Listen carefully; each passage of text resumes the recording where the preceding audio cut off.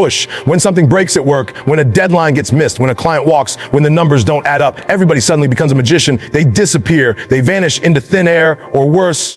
Push. They show up just long enough to throw someone else under the bus. You know what I'm talking about. The finger pointing, the blame games, the weak justifications. Push. It wasn't my department. I didn't have the right information. Nobody told me, stop hiding behind excuses. Big problems don't need more spectators. They need warriors.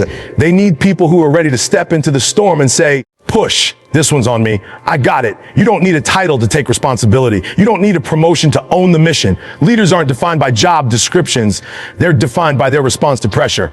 When everything goes wrong, push. And you've got two choices, run or rise. Ownership is what separates the average from the exceptional. Most people clock in, do what they're told, and clock out. But problems don't get solved in that mindset. Push. Problems get solved by people who take it personal. Not in a sensitive way, but in a committed way. In a my name is on this kind of way. They treat the company like it's theirs. They don't wait for someone else to fix it. They become the fix. Push. Taking ownership doesn't mean you caused the problem. It means you're committed to the solution. It means you're the one willing to stand in the fire while others search for shelter. Let's be real, big problems don't come with easy fixes. Push. They come with stress. They come with conflict. They come with setbacks, but they also come with opportunity. Ownership is the door between crisis and breakthrough. You don't get to greatness without walking through that door. Push. You don't build a legacy by pointing fingers. You build it by pointing inward, by asking, what can I do? How can I lead? What part of this can I control right now? The moment you decide to take full ownership, everything shifts. Push. You start seeing the problem differently. You stop focusing on who messed up and start focusing on what needs to be done. That's the switch. That's the secret. Push. When your mindset goes from, why is this happening to me, to how can I lead through this, you stop being a liability and start being an asset. And trust me, push. Organizations don't rise on the backs of perfect systems. They rise on the backs of people who refuse to quit. People who carry weight that doesn't belong to them just because it needs to be carried. Some of y'all want the credit without the cost. You want the title without the tension, but you can't shine without stepping into the shadows first. You want to be a problem solver, then you better be willing to pick up the shovel when everybody else walks away. Because most of the time, that push, the solution isn't complicated. It's just buried under layers of denial, distraction, and dysfunction. You've got to dig. You've got to step in when it's not fair, when it's not your fault, when it's not in your job description. Push, because that's what ownership looks like. That's what greatness demands. When you start taking ownership, your influence grows. People watch how you move when the pressure hits. They see who steps up and who shrinks. When you lead through adversity, push, people remember that. They trust that. They follow that. And let's be clear, it's not about being a hero. It's about being a ground up. It's about maturity. It's about integrity. You don't get to hide and then ask for a raise. Push. You don't get to disappear in the storm and show up for the parade. You earn your voice in the room by owning your role in the war. And sometimes the biggest problems you'll face aren't even yours to fix, but your response will still define you. Push. Will you walk past the fire or walk through it? Will you wait for someone else to make it right? Or will you move like the answer is already inside you? Because once you adopt that mindset, once you stop blaming, stop excusing, stop avoiding, you become the person who gets trusted with the real challenges. And when you become that person, you stop being replaceable. You become essential. You become the one they call when everything's fallen apart, not because you're lucky, push, but because you're built for it. Everybody wants the promotion. Everybody wants to be the boss. Everybody wants to be recognized, respected, remembered. But the moment pressure shows up, the moment things get tight, expectations rise, that push, and the room gets hot, people start folding. People start questioning themselves, questioning their environment, questioning their ability to survive. But pressure isn't the enemy. Pressure is the environment where diamonds are formed. Push. Pressure doesn't destroy you, it reveals you. It exposes the cracks, yes, but it also shows you where to build stronger. It tests your foundation. It asks the question, are you real or are you just loud? Push. Some of you are running from pressure like it's something to avoid, something to fear. But the truth is, pressure is proof you're in position. You don't feel pressure when you're not doing anything important. Push. You don't feel pressure when you're sitting on the sidelines. You feel pressure when you're in the game, when the ball is in your hands, when the company is depending on you, when the team needs you to step up.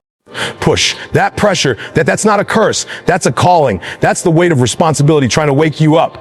That's the fire you have to walk through if you want to earn the right to lead.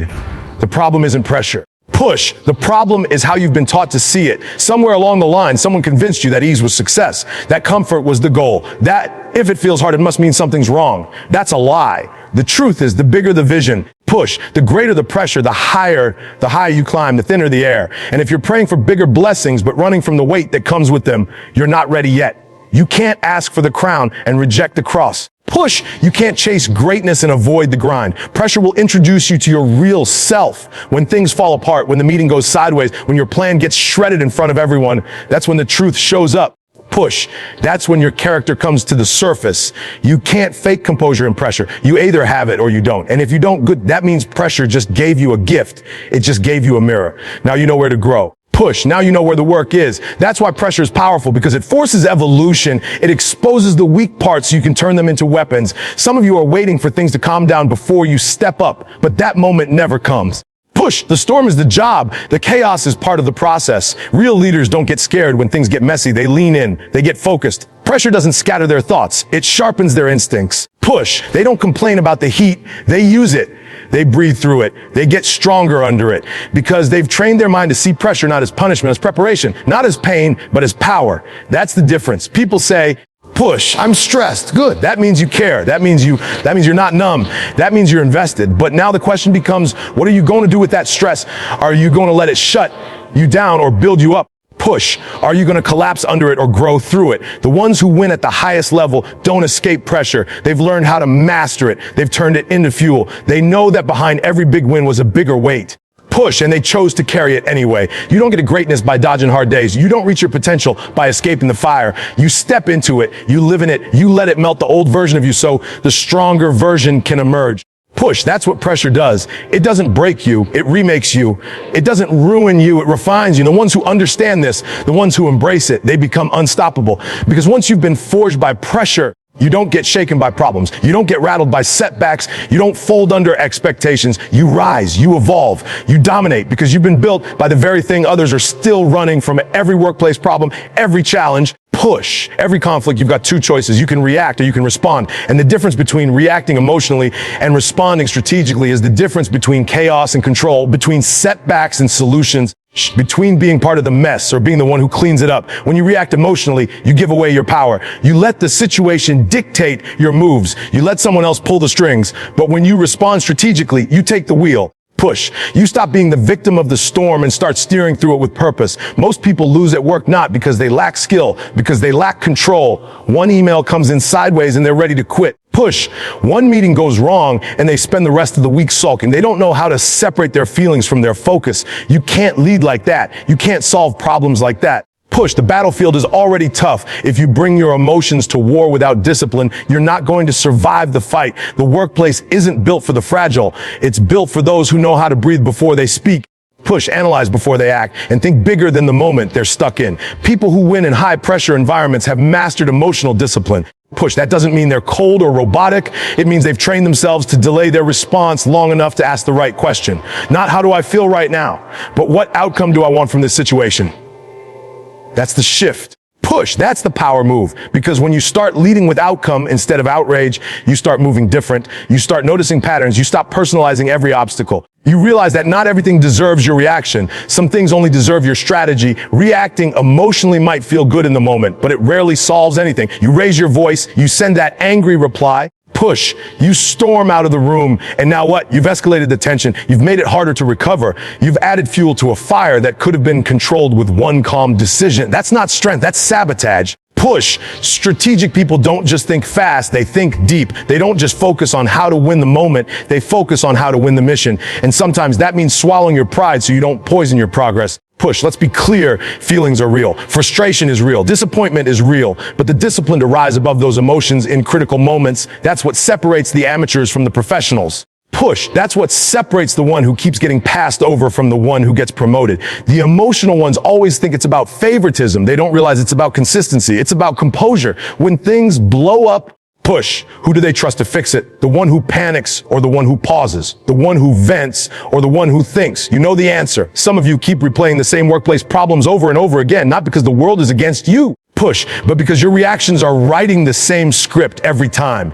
You blow up when things don't go your way and then you expect a different result. But what if you rewrote the script? What if instead of reacting the way you always do, you slowed down, push, zoomed out, and thought long term? What if you treated every conflict like an opportunity to showcase your leadership, not your emotions? What if you decided to be unshakable in environments where others are unstable? Push. Every decision you make under pressure is either building your reputation or breaking it. People are watching, they're taking notes. And whether you know it or not, you're teaching them how to treat you. You're showing them if you can be rattled. Push. If you can be baited, if you can be thrown off your game. The ones who rise in any organization are the ones who are hardest to shake, because you can't solve big problems when you're stuck in small emotions. Push. You can't think clearly when you're ruled by your mood. You have to elevate. You have to detach from the drama so you can step into the strategy. That's how you shift from being reactive to being respected. That's how you move from noise to influence. Push. That's how you win the war without losing your mind. Everybody wants to solve big problems, but nobody wants to get their hands dirty in the details. That's the issue. People want the big win without the small work. Push. They want breakthroughs, but they skip the blueprint. You can't fix what you don't understand, and you'll never understand it if you're too lazy or too proud to dig into the trenches. The solution doesn't live in the spotlight. It's buried in the boring, the overlook, the daily grind that most people ignore. The ones who win, the ones who rise, they don't just move fast. They move smart. Push. They slow down enough to master the mechanics. Most of the problems that shut companies down didn't start as explosions. They started as cracks, small oversights, tiny gaps, missed emails, misunderstood instructions, inconsistent follow through. Push. It's not about one big failure. It's the accumulation of neglected details. But because the details don't scream, most people don't listen. They walk right past the warning signs, then act surprised when the foundation crumbles. But the great ones, push. They see it before it breaks. They're inspecting, reviewing, questioning, checking twice. Not because they don't trust others, but because they refuse to let something slip through on their watch. There's no such thing as a detail that doesn't matter.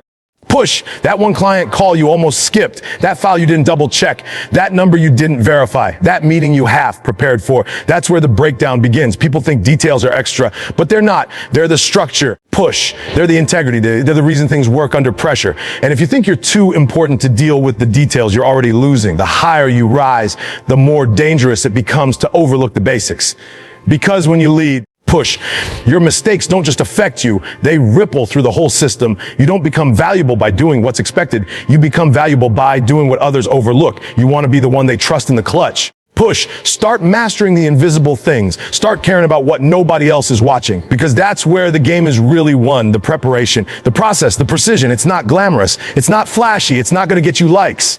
Push, but it's going to get you results. The ones who solve big problems are the ones who have the patience to break them down into small, repeatable, controllable actions. There's this myth that problem solving is about brilliance. Push, that you need some next level IQ or genius idea. Now, most of the time it's about obsession, not being obsessed with being right, but being obsessed with getting it right. That's different. That means you show up early, stay late, ask questions. Push, review the numbers, double back on your assumptions, test the system, and then test it again. It's not always fun, but it's always necessary. Because excellence lives in the places average people don't want to go. It hides in the emails they don't read. Push, the calls they skip, the feedback they ignore. You've got to be willing to zoom in. Big problems shrink when you dissect them. When you stop saying, this isn't working, and start asking, which part isn't working? Why isn't it working? Push. When did it stop working? Who was involved? That's not overthinking. That's leadership. That's the discipline to keep digging until the truth shows up. Because guess what? The truth doesn't knock on your door. You've got to hunt it down. Push. And most people quit before they find it. They get tired.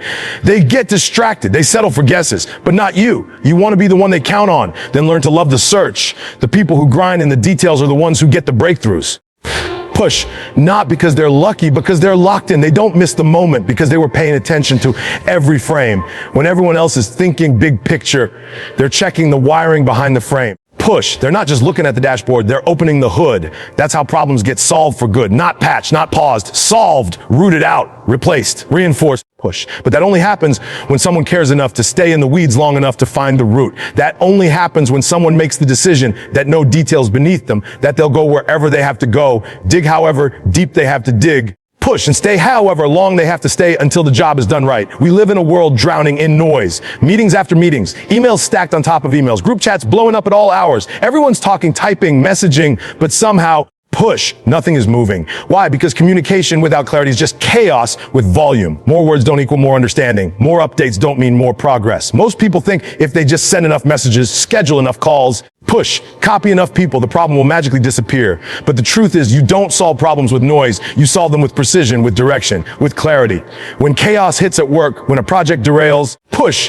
When the pressure kicks in, most teams scramble to talk more instead of talking better. They throw information around like confetti, hoping something sticks, and then they wonder why people are confused, why tasks get missed, why deadlines disappear. Push. It's because everyone's trying to say something, but no one's taking ownership of what actually needs to be heard. Effective communication is not about volume, it's about value. Push. It's not about being the loudest in the room. It's about being the clearest in the storm. Leaders who make impact don't communicate to impress. They communicate to instruct, to inform, to inspire focus. They understand that every sentence carries weight.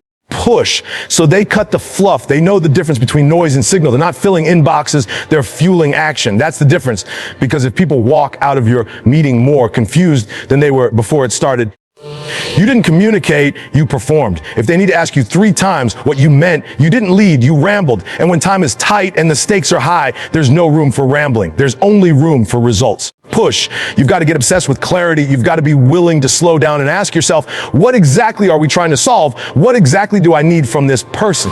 What exactly is the next step? Because when you don't define that push, you leave it up to interpretation. And interpretation is where good plans go to die. It's where people make assumptions, fill in the blanks with their own logic, and suddenly everyone's rowing in different directions. Push. That's not a team. That's a tug of war. And it all started because someone failed to bring clarity. People at the top don't have time for vagueness. They don't want a 10-paragraph summary when one sentence would have worked.